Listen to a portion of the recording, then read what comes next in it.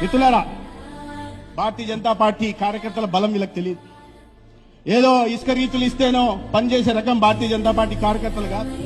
మద్యం దుకాణాలు ఇస్తేనే పనిచేసే బాపతు భారతీయ జనతా పార్టీ కార్యకర్తలు కాదు. నువ్వు బిర్యానీ పొట్లాలు ఇస్తానో మందు బాటిల్ ఇస్తానో సభలకు వచ్చే బాపతు భారతీయ జనతా పార్టీ కార్యకర్తలు కాదు.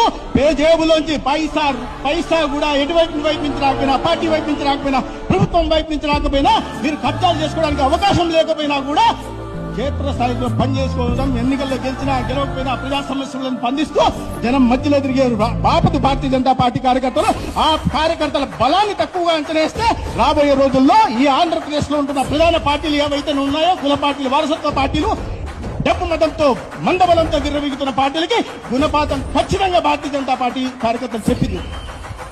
మిత్రులారా, మనం కానీ ఇవన్నీ ఊరికే రావు. దీని వెనక చాలా శ్రమ ఉంది, చాలా కష్టపడుతున్నారు. అందరూ 24 గంటలు శ్రమిస్తున్నారు. ఏ రాజకీయ పార్టీ కార్యకర్త క్షేత్రస్థాయిలో పనిచేయనంత పని మీరు అందరూ చేస్తున్నారు, నిస్వార్థంగా పనిచేస్తున్నారు.